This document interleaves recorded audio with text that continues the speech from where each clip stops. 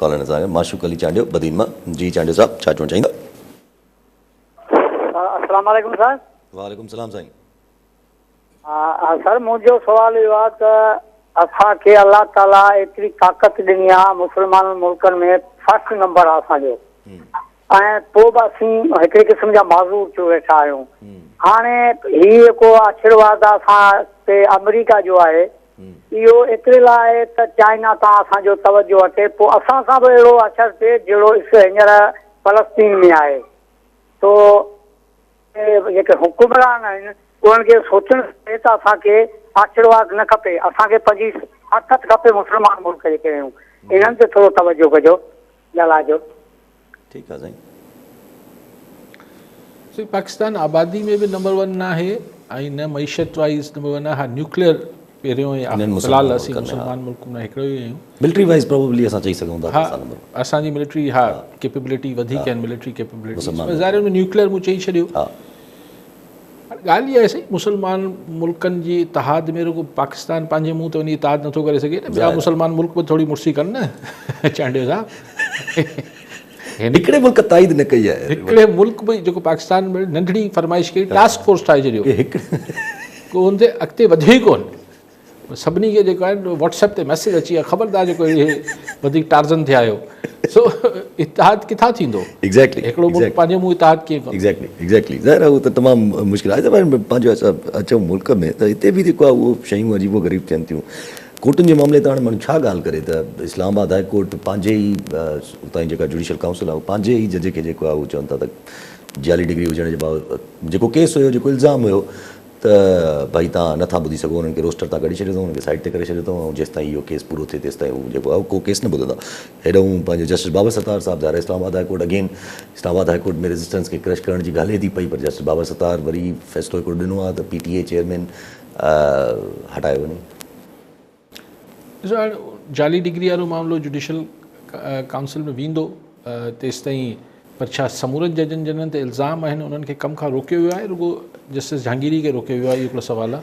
हुन ॿियनि खे तरी मैनेज कयो थो वञे। 2-3 ॾींहं पहिरियां जी ख़बर आहे त जस्टिस बाबर सतार खे जेको आहे उहो हटाए छॾियो अथऊं डबल बेंच खां, उहे सिर्फ़ु सिंगल बेंच ते हूंदा त ज़ाहिर जीअं सिंगल बेंच ते नंढा मुंढा केस ई लॻंदा आहिनि, पर पोइ बि जेको आहे वरी पुराणो केस हो जंहिं ते फ़ैसिलो महफ़ूज़ थियल हो, PTA चेयरमैन खे हटाइण वारो। जी हा, रिटायर्ड मेजर जनरल आहिनि जज जा फ़ैसिला, अदालतनि जा फ़ैसिला आहिनि। सही ॻाल्हि इहा आहे त जॾहिं हिकिड़ा ॾिसो ताक़त जो जेको सॼो सिरिश्तो हुजे थो, उहो अगरि बादशाहत हूंदी आहे त उन में बि क्लियर हूंदो आहे त बादशाह सलामत आहे, पोइ उनजा वज़ीर आहिनि, पोइ वली अहद आहिनि, फलाणा आहिनि, ढमकाणा आहिनि, बसि जेको बादशाह जो हुकुम आहे बसि उहो हिकिड़ी क्लियर इम्प्लीमेंटेशन थियणी हूंदी आहे हुनजी, बसि चेन ऑफ कमांड क्लियर हूंदी आहे त भई हीअं थींदो, ॿियो कुझु न थींदो। पोइ अगरि जमहूरियत आहे त पोइ इदारा कमु कंदा आहिनि न। अच्छा, अगरि बादशाहत न आहे, आमरियत आहे, हुन में बि क्लियर हूंदो आहे त बाबा हिकिड़ो बादशाह थी न, पर हुन में हूंदो आहे त बाबा हीअ आहे, पोइ हुन PCO जे तहत जज बि हल्फ़ खयो वेठा हूंदा आहिनि, पोइ हीअ थी वेंदो।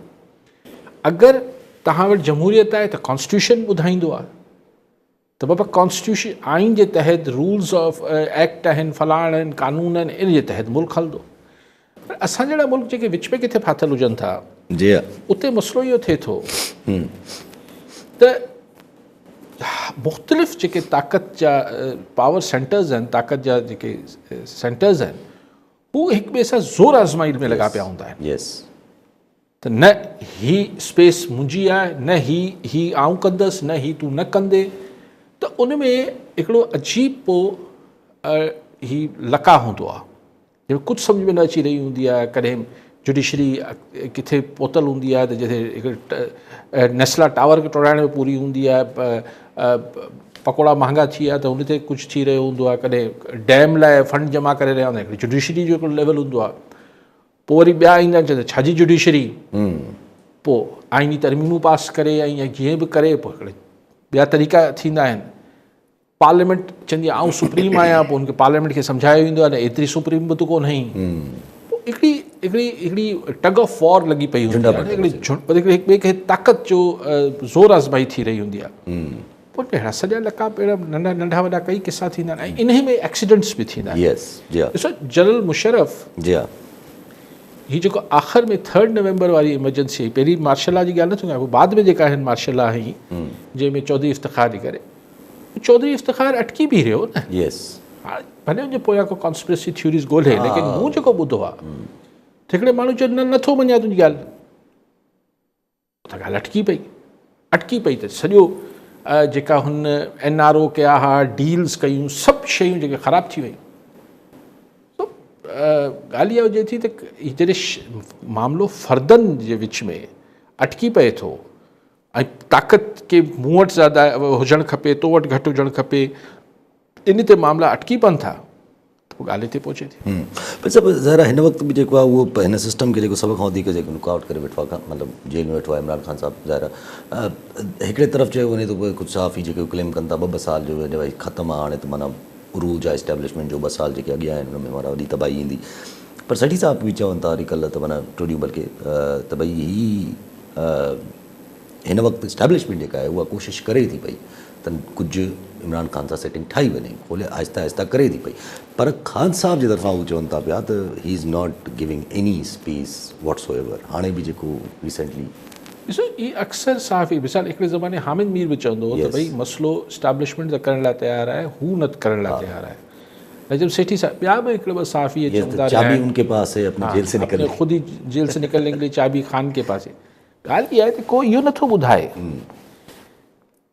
त ऑन वॉट कंडीशंस। कंडीशन इहा आहे न, लेजिटिमेसी खपे। उहो त सेठी साहिब चवनि था त सिस्टम खे लेजिटिमेसी खपे, ख़ान न ॾींदो, कंडीशन इहा ई आहे। लेजिटिमेसी छा ॾे त ॿाहिरि अची चए त हीउ शानदार इलेक्शन थिया हुआ 8 फरवरी ते ऐं हीउ बिल्कुलु हुकूमत शानदार कमु करे पई, छा वॉट डज़ इट मीन?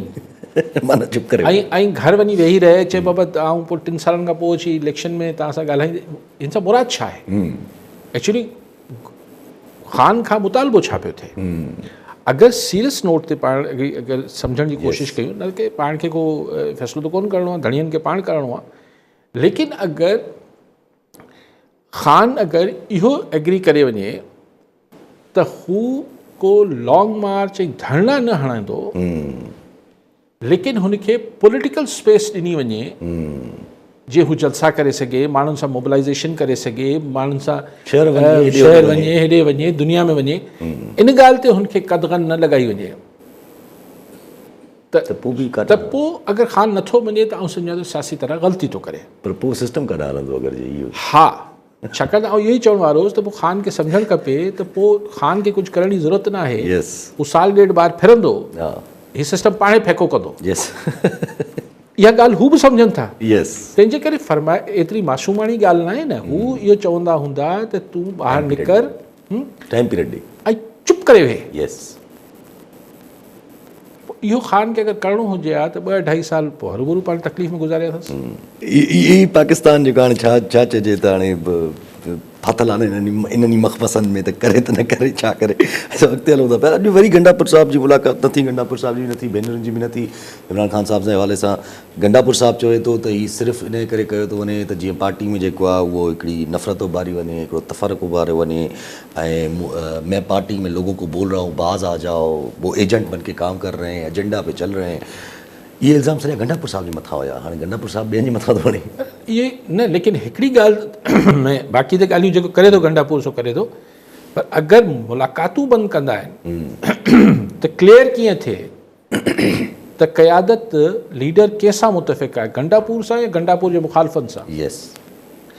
ऐं पोइ हर कोई पंहिंजे मुंहुं हलणु शुरू थी वञे थो, पंहिंजी अक़ुलु हलाइणु शुरू करे छॾे थो, त हिकिड़ो रीज़न इहो बिल्कुलु हूंदो। ऐं ॿी ॻाल्हि इहा आहे त हू नोज़ के हुनजी जेका अंदरि सूरतहाल आहे उहा छा आहे। टॉर्चर बि थिए थो न, त यार हुन सां अंदरि बि थिए थो त यार हुन सां कोई मिलण ई कंहिंखे मिलणु नथा ॾियनि, ऐं ॿाहिरि वारनि लाइ बि थिए थो यार अलाए हू असीं इहो फ़ैसिलो कयूं, अलाए हू अंदरि हुनखे एग्री करे थो या नथो करे। सो बेसिकली स्क्वीज़ करण जी ॻाल्हि, उहा जेका ॻाल्हि थिए थी त असीं ख़ान खे हीअं करे छॾींदासीं, हू करे छॾींदासीं, हा फ़र्द जे तौर ते, हिकिड़े ह्यूमन जे तौर ते तव्हां करे सघो था, लेकिन तव्हांजी सॼी सियासी फॉलोइंग खे किथे खणी वेंदो। अॼु हिकिड़ो हमरा आयो इतफ़ाक़ सां, टाइम ख़तमु थिए पियो, लाहौर मां त मूं इहो पुछियोमांसि त हाणे उते जेको हू जेको मंज़रकशी करे पियो लाहौर जी गवर्नेंस जो हिन जो ऐं ख़ान जी पॉपुलैरिटी ऐं हिन सभु शयुनि जो, त मूं चयो त यार असां त हिते वेही सोचियो पिए त शायदि मरियम नवाज़ जी गवर्नेंस जे ज़रिए उहा एतिरी सुठी गवर्नेंस पंहिंजे चाचे वांगुरु ऐं हुन वांगुरु कंदी जो माण्हुनि खे आहिस्ते आहिस्ते इमरान ख़ान जो जेको फोबिया आहे उहो घटि थींदो ऐं इहो ई नैरेटिव पंजाब हुकूमत या परसेप्शन ठाहिण जी कोशिशि करे पई। पर हुते जे माण्हुनि सां ॻाल्हायो चयो त जेको छाजी गवर्नेंस, करप्शन आहे, सभु शयूं आहिनि ऐं सिर्फ़ु फोटो सेशन थियनि पिया। तफ़सील सां बि केॾी महिल ॻाल्हाईंदासीं त एलिटिस्ट कैप्चर सम्झनि था हिन शइ खे। त ॻाल्हि इहा थी त पोइ तव्हां हुनखे काउंटर ख़ान जे पॉपुलैरिटी खे काउंटर करण लाइ छा पिया कयो?